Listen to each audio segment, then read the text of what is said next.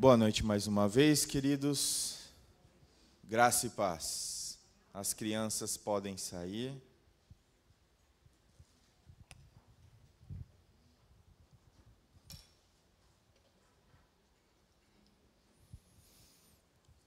Título da exposição: A luta ainda não acabou. Pensei e lembrei do irmão Manezinho, né, quando ele, na luta, sempre está na luta. Então, ele foi a inspiração para o título. A vida cristã, queridos, não é, de fato, uma colônia de férias. Mas não é a primeira vez que vocês me ouviram falar, e não vai ser a última, que a nossa jornada cristã é uma guerra, é uma batalha até a volta, o retorno de Cristo. Não adianta fazer de conta que essa guerra não existe. Ela é real. Ela acontece internamente, nas nossas lutas e pressões diárias. Nós acabamos de ouvir na leitura Paulo falando sobre isso. E também as externas, que são provocadas por terceiros, e que também, de alguma maneira, tenta nos destruir. Baixar as armas ou colocar-se de cabeça sobre um buraco como um avestruz não vai nos ajudar a vencer ou triunfar sobre o inimigo da cruz, o inimigo de Deus. Não há sucesso sem sacrifício. A liderança, pensando em Neemias, ao livro que nós estamos estudando, sempre teve um custo. A sua liderança, seja no lar, seja na igreja, ou em qualquer outro posto, em que você está disposto, através da sua liderança, glorificar a Deus, também será uma luta. Também cobrará e exigirá suor, e às vezes sangue. O caminho da liderança não é uma estrada que está aplainada, que está cômoda, tranquila, fácil de caminhar.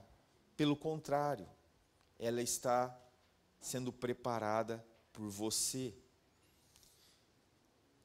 a qual Deus anseia e deseja usar para a glória dele. Então, o líder muitas vezes é alvo de contradição, de orquestrações, muitas vezes sórdidas, e também perseguição. Não importa o quanto você é íntegro, você será perseguido como um cristão. Não importa o quanto você faz de bem, e isso é visível aos outros, você será perseguido. Por isso nós vimos na pessoa de Paulo, e agora nós vamos ver na pessoa de Neemias. Convido você a abrir o texto comigo, Neemias capítulo 6, nós vamos fazer a exposição dos versos 10 a 19.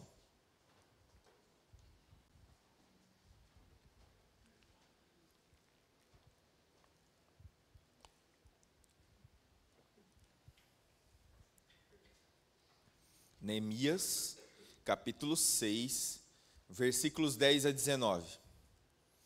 Diz assim o texto da palavra de Deus: Um dia fui à casa de Semaías, filho de Delaías, neto de Metabel, que estava trancado portas adentro. Ele disse: Vamos encontrar-nos na casa de Deus, no templo, a portas fechadas, pois estão querendo matá-lo. Eles virão esta noite. Todavia, eu lhe respondi: Acha que um homem como eu deveria fugir? Alguém como eu deveria entrar no templo para salvar a vida? Não, eu não irei. Percebi que Deus não o tinha enviado e que ele tinha profetizado contra mim, porque Tobias e Sambalate o tinham contratado. Ele tinha sido pago para me intimidar, a fim de que eu cometesse um pecado agindo daquela maneira. Então eles poderiam difamar-me e desacreditar-me. Lembra-te do que fizeram Tobias e Sambalate. Meu Deus, lembra-te também da profetisa Noadia e do restante dos profetas que estão tentando me intimidar. O muro ficou pronto no 25º dia de Elul, em 52 dias. Quando todos os inimigos souberam disso, todas as nações vizinhas ficaram atemorizadas e com um orgulho ferido, pois perceberam que essa obra havia sido executada com a ajuda de nosso Deus. E também, naqueles dias, os nobres de Judá estavam enviando muitas cartas a Tobias, que lhes enviava suas respostas, porque muitos de Judá estavam comprometidos com ele por juramento, visto que era genro de Secanias, filho de Ara, e seu filho Joanã havia se casado com a filha de Mensulão, neto de Berequias. Até ousavam elogiá-lo na minha presença e iam contar-lhe o que eu dizia. E Tobias continuou a enviar-me cartas para me intimidar. Amém? Baixe sua cabeça, vamos orar. Bondoso Deus, estamos diante do texto das Sagradas Escrituras, da Tua vontade revelada, e queremos humildemente pedir ao Senhor discernimento do alto, que nós possamos entender o texto, transportar para a nossa própria vida e aplicar de forma prática, para que nós possamos de fato viver aquilo que o Senhor nos ensina pela Tua palavra. Oramos assim no nome de Jesus. Amém. Mensagem central da exposição: os planos mais sórdidos estão envelopados de santidade, mas não são suficientes para triunfarem sobre a vontade de Deus. O que eu quero dizer com essa mensagem central aqui, levando para a ideia da conclusão? O plano do inimigo é destruir-nos, tornar eu e você inútil. E muitas vezes esse plano, ele vem envelopado, ele vem naquele saquinho, naquela embalagem mais bonita que pode existir. E aqui no caso, esse envelopamento aqui, ele é com ar de piedade, com ar de santidade, com um toque, sabe, daquele amor imensurável, mas que na verdade, apesar de nós não vermos, Deus assim o vê. Quantas vezes você já talvez presenciou alguém que lhe cumprimenta cheio de tatos, de elogios, de atributos, mas logo por alguém você fica sabendo que essa pessoa que lhe trata assim, fala mal de você pelas costas. Esse é o envelopamento. Sabe aquele carro que já está com a pintura toda fosca, toda queimada, em alguns lugares já não se vê mais a cor original do carro, e aí você vai lá e faz um envelopamento, ele fica novinho, lindo, bonito. Quem olha fala, que coisa mais linda. Isso é o que o inimigo da cruz faz. Ele deixa algo aparentemente bonito, mas ao tirar esse envelopamento, esse papel de presente, esse envelope bonito, aparece realmente quem ele é. Isso nunca vai pegar Deus de surpresa, apesar de pegar eu e você. Por isso a vontade de Deus prevalece, e nós vamos ver isso na exposição. Nós já vimos nenhuma e nem duas vezes nessa própria carta o quanto Deus fez com que a sua vontade prevalecesse em detrimento daquilo que os homens maus tentam fazer. Então, pensando nisso, eu quero trazer 3 lições aqui para a nossa jornada, para o nosso caminhar diante desses inimigos da cruz. O primeiro destaque que eu faço é: o inimigo está escondido em sua religiosidade. O inimigo nunca é tão perigoso como quando vem disfarçado, com palavras lisonjeiras e com propostas sedutoras. Quando o diabo parece piedoso, parece santo, é melhor você cair fora. Não fique ali. E aí, dentro disso, eu quero trazer alguns subpontos. O inimigo, ele sempre vem vestido de piedade. O inimigo nunca está trajando o garfo, o tridente e um rabinho. Não acreditem nisso. Isso é desenho infantil. O inimigo vem vistoso, bonito. Ele não tem mais a carinha de demônio. Ele não é um santo, mas ele se faz de santo.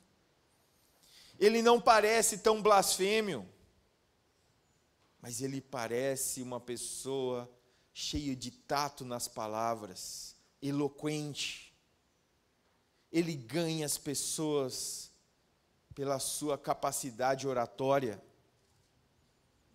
Quando o inimigo fica piedoso, na verdade ele está escondendo as suas garras, para que no melhor momento para ele e na sua maior distração, ele lance as suas garras. Então, cuidado com os lobos que estão nos púlpitos, vestido a caráter, com títulos e mais títulos, com uma oratória bonita e saudável, mas que na verdade são lobos ferozes. Já não conseguiram levar Neemias à mesa. Lembra que no texto passado, no início desse capítulo 6, ele foi convidado a sair daquela região, uma distância de 50 quilômetros, para tomar um cafezinho com Sanbalate e seus amigos. E Neemias, com discernimento do alto, ele não vai. O propósito de reconstrução, agora já na parte final, de instalação das portas, ele não vai. Não adiantou nada a insistência de Sanbalate e seus amigos. Eles insistiram, e a resposta foi sempre a mesma. O inimigo está do lado de fora, mas também, como nós podemos ver na leitura, existem inimigos dentro dos muros.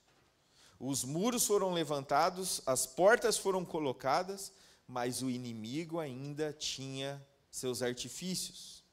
Judas, ele traiu Jesus depois de desfrutar da sua intimidade mais íntima, de conhecer o seu caráter, de ouvir os seus ensinos, de ver os seus milagres, de saber quem ele era.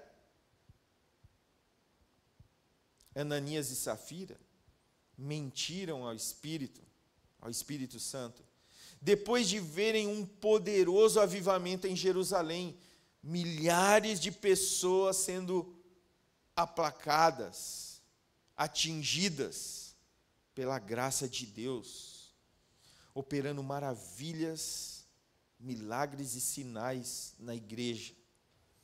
De forma semelhante, esse sacerdote do texto, Semaías, tornou-se como um espião dentro de Jerusalém, um agente de Satanás, um agente daqueles homens que queriam tirar a vida de Neemias, um homem de Deus. O inimigo também, ele distorce a verdade.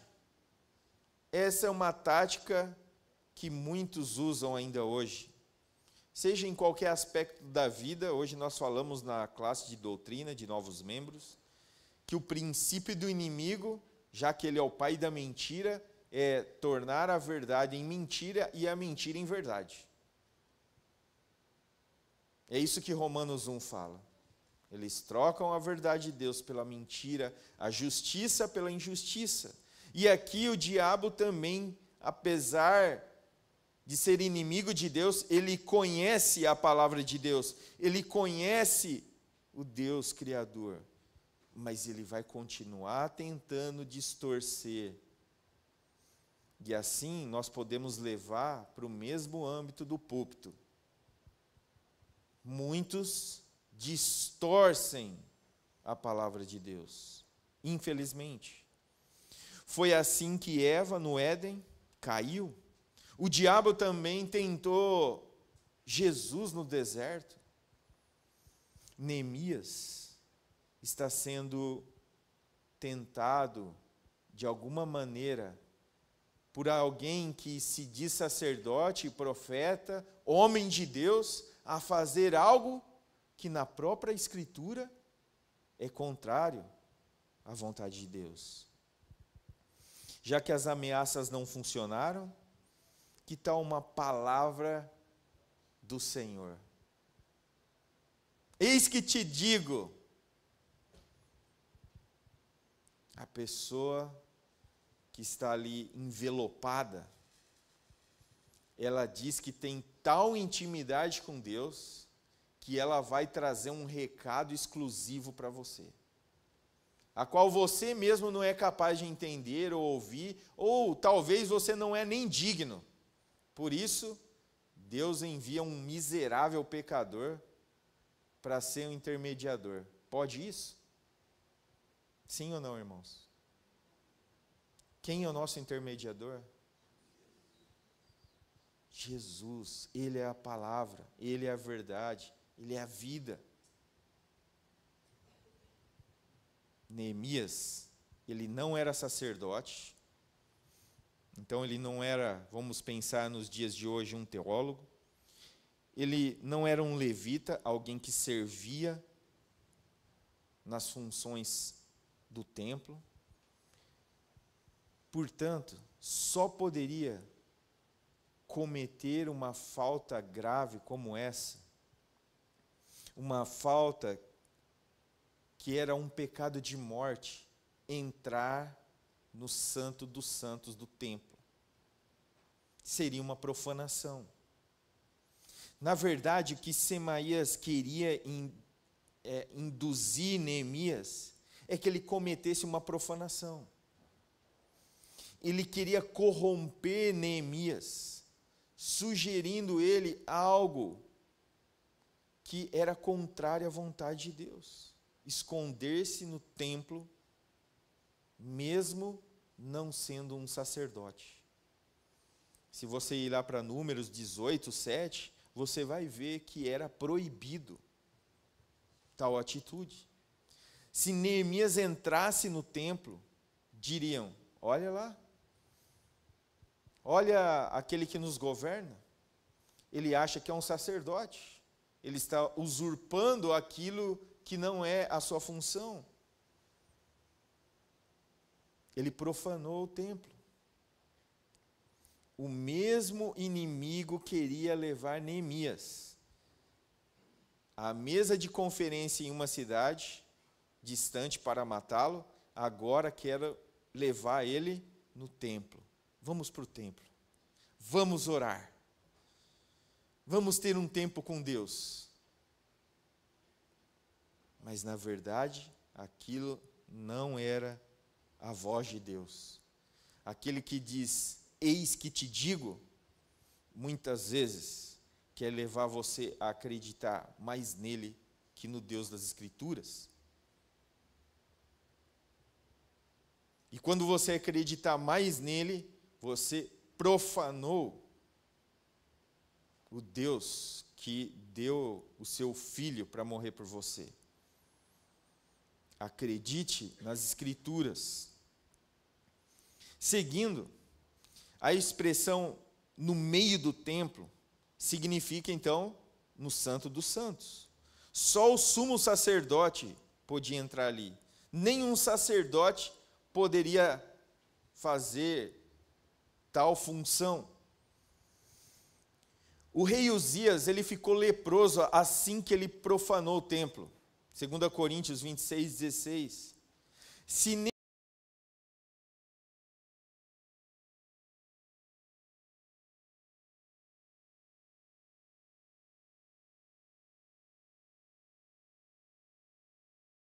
a causa, ergam os muros. Se Neemias tivesse atendido essa falsa profecia, teria incorrido no desagrado a Deus e caído em desaprovação pelo próprio povo. Sua liderança, por mais que os muros já estivessem prontos, teria acabado ali mesmo. Estariam todos ao lado do inimigo. O medo ou a falta de fé, no cuidado divino, na proteção divina, pode levar o servo de Deus a fazer coisas reprováveis, coisas que desagradam a Deus. Mas Neemias não temeu aquela profetada de um falso sacerdote, mas ele temeu a Deus. E ele temeu a Deus. A sedução teológica é mais perigosa e sutil do que as tentações. O primeiro livro de Reis de Israel registra um episódio em que o profeta foi capaz de rejeitar as riquezas e a glória por conta da fidelidade a Deus. Mas ele não conseguiu escapar da sedução teológica. Ele morreu porque acreditou que o profeta velho, que lhe falava em nome de Deus, era verdadeiramente o enviado por Deus. Então, cuidado com o que você ouve. E eu falo, a começar desse púlpito aqui, eu não me isento das suas preocupações que você deve ter. Mas quando você fica na internet ouvindo, e se você dá crédito àquilo que é contra Deus, não vai jogar a culpa no seu pastor e nem naquele falso profeta. A culpa é sua. O erro é seu. Não se justifique. Não se justifique dos seus ouvidos que muitas vezes não estão prontos para ouvir o que roda pela internet. Não estou te proibindo de ouvir, mas ouça com sabedoria, ouça com a Bíblia aberta. E se você tem dúvida, tire as suas dúvidas. Não ache. Tenha certeza daquilo que você vai fazer, mesmo que alguém fale que está falando em nome de Deus. Deus me falou. Cuidado. Muitos caíram nessa sedução. Muitos caíram. Muitos obreiros têm desviado da sua fidelidade a Deus, porque dão ouvidos àqueles que falam em nome de Deus, mas que torcem as Escrituras. Eles falam que falam em nome de Deus.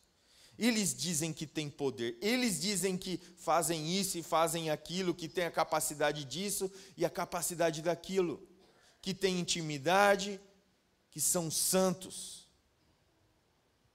homens de Deus. Mas na verdade falam em nome deles próprios, não em nome de Deus. Porque quando você coloca a palavra e o que ele fala, não bate. Não bate. Especialmente quando você coloca a palavra dele e a luz do todo da palavra de Deus. Porque muitos também caem porque pegam textos isolados e com aquele ar de piedade e uma eloquência, uma vasta oratória, enganam. E não estão falando da vontade de Deus, estão falando dos seus conceitos, das suas vontades, menos na de Deus. Neemias, ele percebe que Semaías é um falso profeta, porque sua mensagem não era coerente com as Escrituras. Era só ele lembrar, e como um judeu, de fato, assim, sabia os 5 primeiros livros praticamente de decor, ele lembrou o que dizia Deuteronômio 13.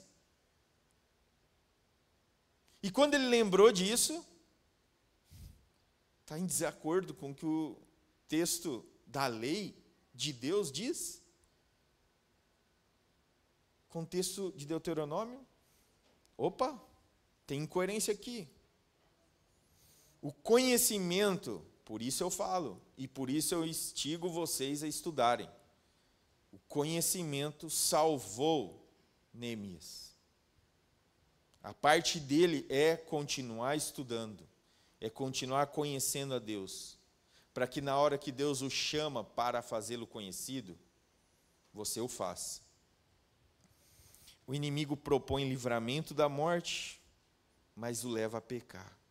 Vamos ficar aqui escondidinho, no Santo dos Santos, porque os seus inimigos que querem te matar vai vir à noite. Mas lá no Santo dos Santos, até os inimigos têm medo de ir, então eles não vão. Então vamos ficar lá, e pelo menos você vive mais um dia.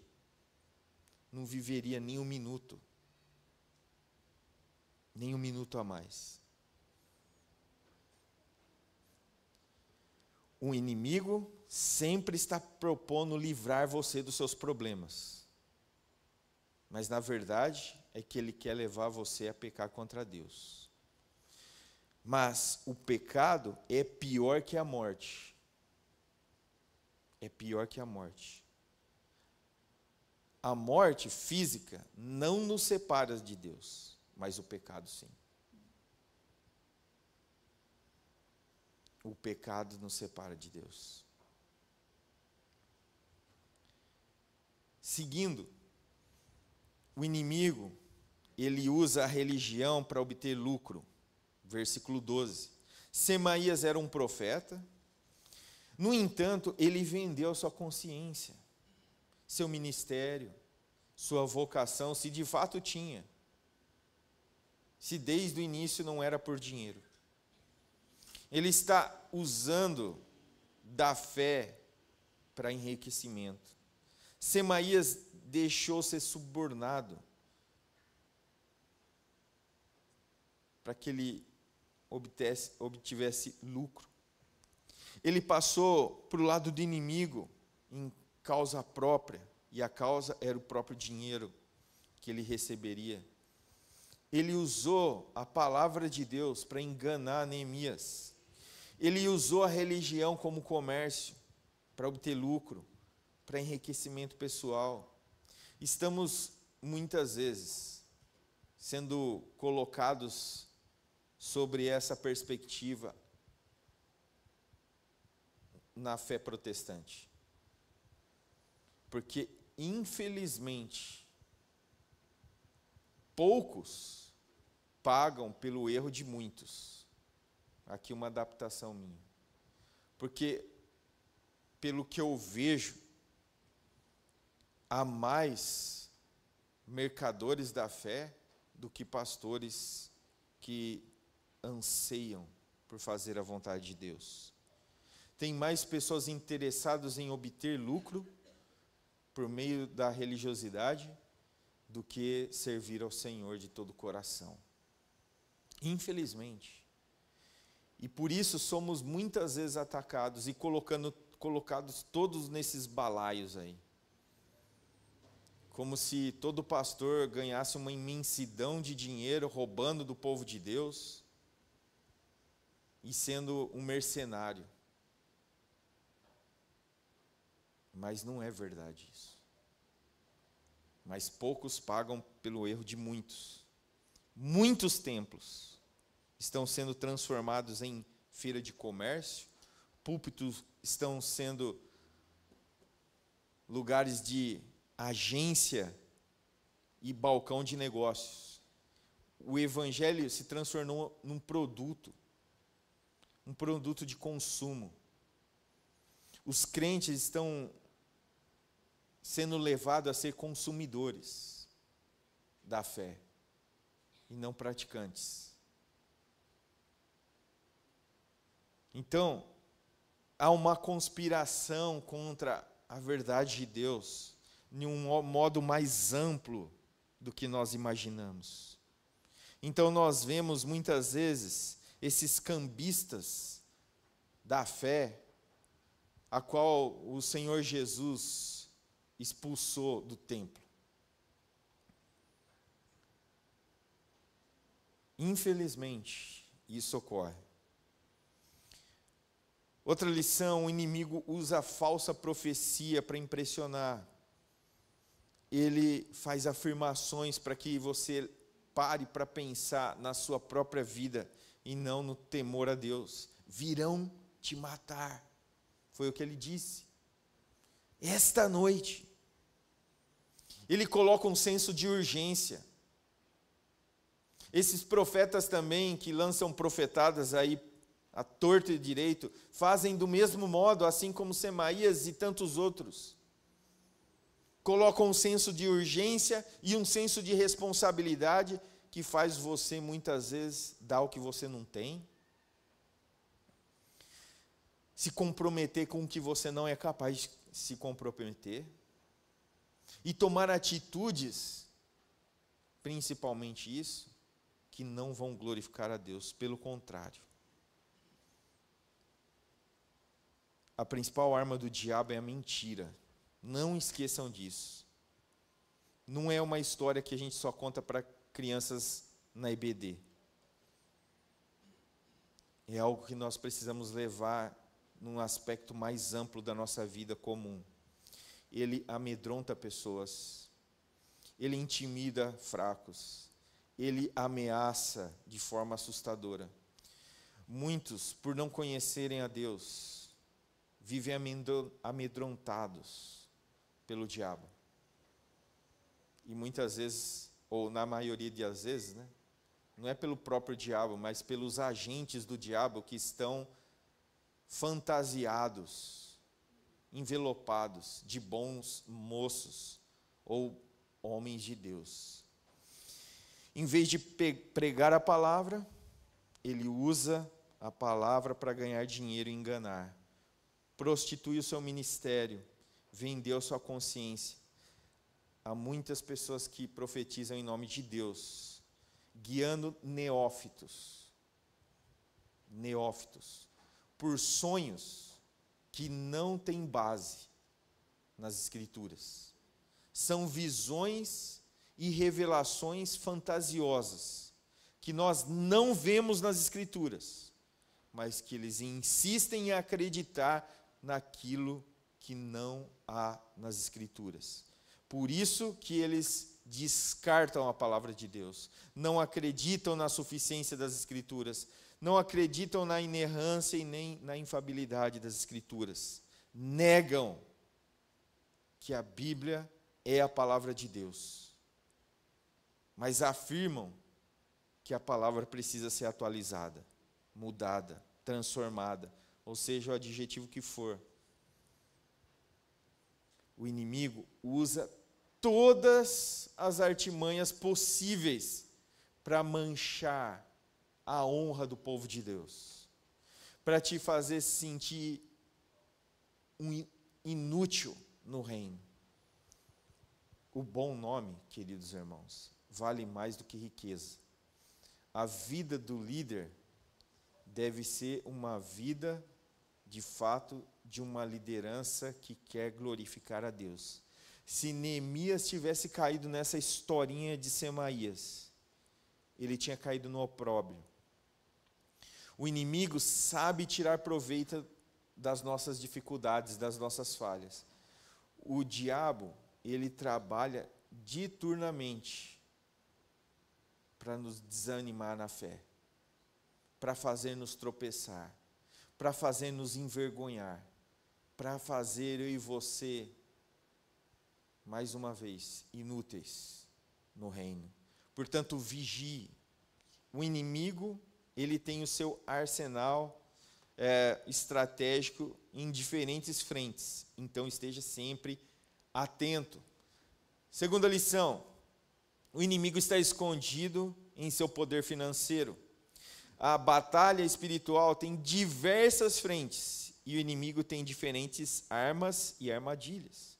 Aqui, Neemias, ele menciona duas maneiras aqui diferentes que o inimigo tentou atacar o povo de Deus. Em primeiro lugar, o inimigo está dentro do templo.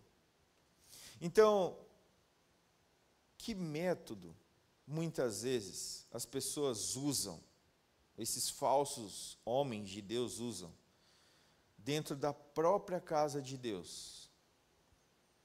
Aqui, se você prestou atenção na leitura, foi por meio de um casamento. Tobias conseguiu fazer aliança com o povo de Deus por meio de casamento. Muitos casamentos foram feitos com fins políticos e também religiosos no tempo antigo. Acabe e Jezabel, Jeroão e Atalia. Daniel, no capítulo 11, ele fala dos seleucidas, que também, por meio dessa fusão do casamento, usam para aproveitar de situações e adentrar nas coisas de Deus. Hoje nós vemos, também infelizmente, famílias que são donas de igreja. Recentemente aí nós temos visto uma guerra dentro de uma família que aí no seu auge era o ápice da santidade. Era um modelo a ser seguido. Mas agora nós estamos vendo que esse envelopamento chega uma hora que ele também desgasta. E as verdadeiras faces começam a aparecer. Não foi assim só no tempo de Neemias. E não vai ser agora como nós temos visto na mídia.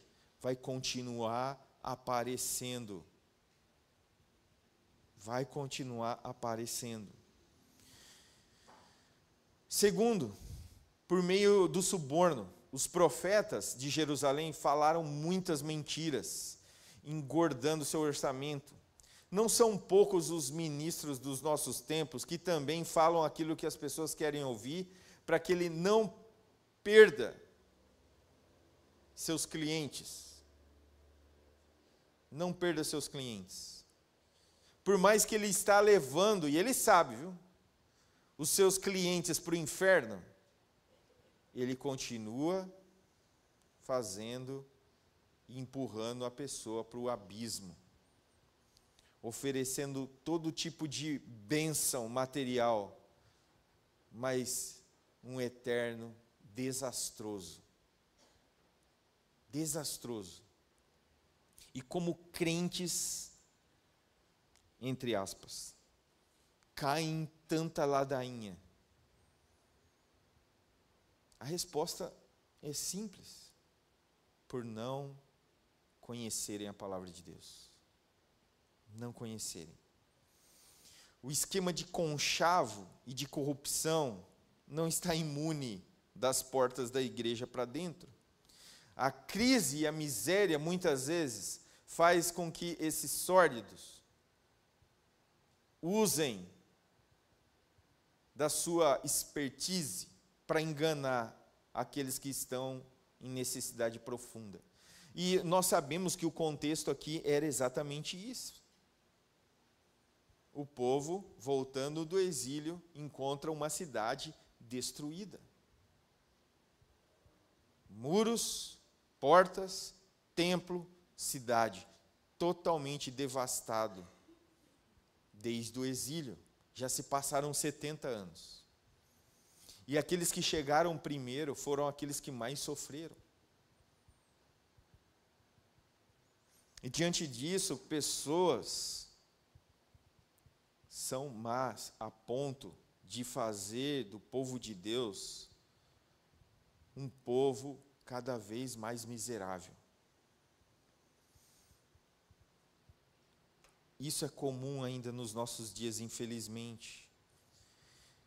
Terceiro, o inimigo não prevalece sobre a vontade de Deus. Bom, nós vimos 2 pontos que nos faz assim, puxa vida, dá aquela desanimada. Mas vem esse aí, esse ponto: o inimigo não prevalece sobre a vontade de Deus. Então, a obra de Deus avançou e foi concluída. Nós vimos lá que em 52 dias, aquilo que estava destruído foi reconstruído. Então, a liderança de Neemias foi bem sucedida. Ele concluiu, mas ele precisou pagar o preço. Ele precisou se importar com as pessoas. Ele chegou bem perto de ser morto, mas ele coordenou, ele encorajou e também protegeu o povo. Então esse é o primeiro destaque: persevere, por mais difícil que possa estar sendo. Segundo, o destaque da ação do próprio povo. O muro foi construído por conta da participação de homens e mulheres, fracos, fortes, ricos, pobres, grandes e pequenos. A grande obra de Deus necessita de cooperadores de todos os tipos. Terceiro, a intervenção do próprio Deus. Até mesmo os inimigos reconhecem o sucesso da obra por causa do agir de Deus, da intervenção de Deus. Versículo 16. Quando o povo de Deus se dispõe à vontade de Deus, nada nos segura. Queria ouvir um amém. Entenderam, queridos?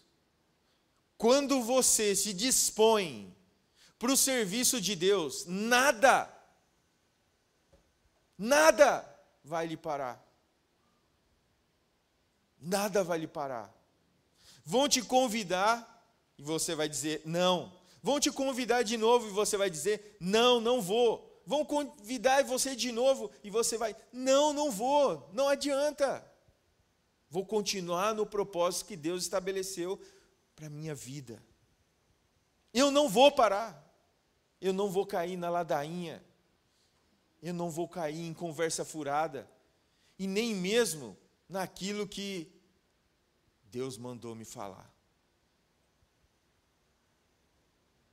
Você vai olhar para aquilo que Deus já te falou. Para aquilo que Ele já te prometeu. Então a conclusão dessa obra trouxe grande alegria ao povo de Deus. Quem ficou abatido foi o inimigo. Não só abatido, mas trêmulo. Ei, como eles fizeram tão rápido. É a mão de Deus. É o agir de Deus na sua vida, na minha vida. Então, nunca mude o foco. Muito menos troque pelo medo. Aqui os inimigos estão tentando intimidar Neemias e o povo. Eles estão vociferando, gritando, berrando, mas berrando bravatas, mentiras, falácias. Mas agora, quem está com medo são eles, porque eles viram, por causa da perseverança do povo de Deus, que Deus estava com eles. E agora quem devia temê-los eram eles. Se Deus é por nós, lembra que esse contexto aqui não é também o melhor contexto, tá? Não é o melhor contexto. Então, se nós estivermos passando aperto, tribulação, dificuldade, sofrimento, dor, Se Deus é por nós, quem será contra nós? Não muda por conta da circunstância. Então não deveria mudar. Continue marchando. Segundo destaque aqui desse terceiro ponto, o foco não é a própria autoestima, mas é a glória de Deus. Esses homens foram menosprezados, foram chamados de fracos, mas agora são eles que estão com um sorriso de orelha a orelha, porque a perseverança na vontade de Deus trouxe triunfo, trouxe vitória. E aí agora eu quero transitar para aquilo que é a nossa responsabilidade. A primeira arma que você pode destacar de Neemias é a arma da coragem, versículo 11. Quem teme a Deus não teme o inimigo. Neemias, ele temia Deus, e por isso ele não se acovardou diante das bravatas, das mentiras do inimigo. Pode olhar lá no capítulo 5, no versículo 15, você vai ver que não é a primeira vez que ele é levado a alguma forma a cair em uma mentira. A coragem de Neemias, ela tem base no próprio Deus. Ele estava ligado a Deus, tanto pelo seu conhecimento de Deus, pelo intelecto, mas também pelo um coração voltado para aquilo que Deus o confortava no seu mais íntimo. Quando ele está fazendo a obra de Deus, enfrentando as pressões de fora, de dentro, há uma forte tendência de fugir, de deixar a obra, de abandonar o posto. Mas porque ele conhecia a vontade de Deus e para aquilo que Deus tinha o chamado, ele não fugiu. Portanto, não fuja. Quando Lutero foi convocado em Worms para um debate sobre os seus artigos, seus livros, ele foi aconselhado: não vá, Lutero, eles vão acabar com você. Você precisa fugir. Literalmente foi essa frase que ele ouviu. Mas quando Lutero chega diante dos governadores, seja eles do rei, ou seja dos bispos ali, aqui estou, não tenho alternativa, que Deus me ajude. Simples assim. Que Deus me ajude. A segunda arma de Neemias foi o conhecimento da palavra de Deus, versículo 11. Foi o conhecimento da Bíblia que salvou Neemias de cair no engano de um falso profeta. Terceiro, Neemias usou a arma do discernimento espiritual, versículo 12. O discernimento espiritual vem pelo conhecer a palavra de Deus e o ter comunhão com Deus. Porque nós podemos conhecer tudo, mas se nós não termos essa comunhão, essa intimidade, o bom discernimento vai preceder as boas decisões. Neemias, ele compreendeu que aquele profeta não era um profeta, era um falso profeta. Neemias, ele não muda a sua trajetória, porque antes ele tinha ouvido do próprio Deus qual era a sua tarefa. Você vai ouvir pessoas torcendo a palavra. Você vai ouvir pessoas negando a palavra, não sendo suficiente, que ela é incompleta, que ela contém erros, que ela leva você aos erros. Mas quando você ouvir isso, lembre que você está ouvindo tudo, menos um homem de Deus. E por último, Neemias, ele usa a arma da integridade. Neemias compreende que a sua vida e seu ministério não dependia dele. Porque senão ele caía no conto do vigário ou do falso profeta. Ele cairia nas tentações teológicas. Ele cairia diante do medo. Ele cairia diante de tantas coisas. Mas por causa do agir de Deus na sua vida, por causa daquilo que ele já poderia contemplar, do que Deus já fez, ele sabe que Deus vai terminar a boa obra.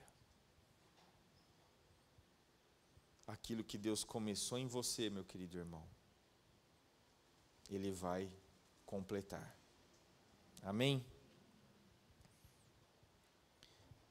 A frase desse ponto 3. Nós servimos a Deus, não pelo que Ele dá, mas por quem Ele é. Certo? Amém? Amém. Não é pelo que Ele nos dá. Apesar que nós sabemos o que Ele nos deu. E é grande demais para nós. Ele nos deu salvação. Algo que eu e você não conseguiríamos. Mas não é por isso. É por quem Ele é. Ele é o Deus Criador. Ele é um Deus soberano. Ele é um Deus que sustenta. É um Deus que começou e terminará a boa obra nos seus. Para concluir, queridos irmãos, finalmente, Neemias reconheceu que a vitória vem de Deus. Neemias podia atrair para si os louvores da vitória, receber os aplausos dos homens. Ele podia aproveitar o momento para se promover aos olhos do povo, mas ele reconhece aquilo que até os inimigos são obrigados a confessar. A conclusão da obra é resultado da intervenção de Deus. A força é de Deus, o livramento vem de Deus e a glória deve ser dada a Deus. Amém. Vamos ficar de pé, vamos louvar.